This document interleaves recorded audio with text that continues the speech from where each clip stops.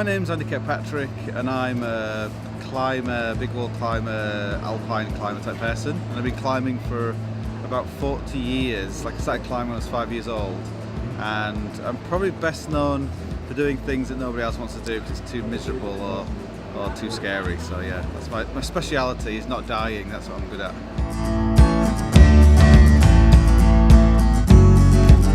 There's a really famous film, The Red Shoes. If everybody wants to see it, it's like one of the great films about obsession, about this ballet dancer. And there's a scene where this guy says to the ballet dancer, "Why do you dance?" She says, "Why do you live?" And I think climbing's like that. It's just something. It's probably the same as playing golf or swimming in the sea or going or running or anything else. Like when you're doing it, you don't need a reason really. It just feels like the thing you should be doing really.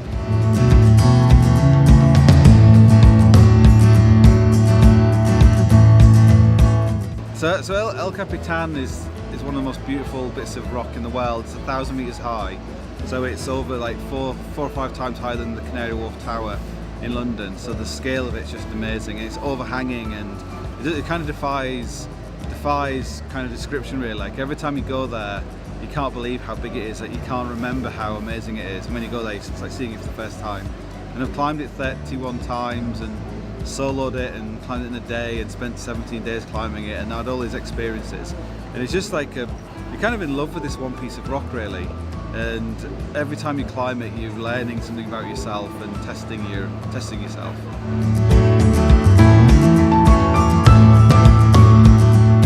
The secret to my success and also secret to my ultimate failure is probably being stubborn and not giving up, like really questioning why you're there.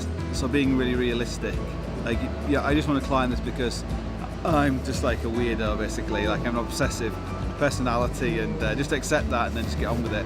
But try not to, if you think you're doing it for love or for like the beauty or blah blah blah, then often those things don't really mean much when you're like absolutely terrified and you're hanging on a piece of rock that's rising off the face or something. All those things don't mean anything. But if you just think like, I'm really obsessive, I just have to do it, you know, then you'll do it. So I guess to really know yourself.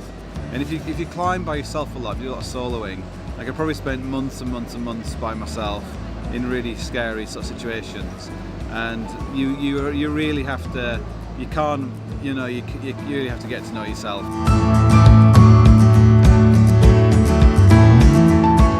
If you want to break into climbing, probably the most important thing is to find another fool who's equally deluded about, you know, how great it's going to be.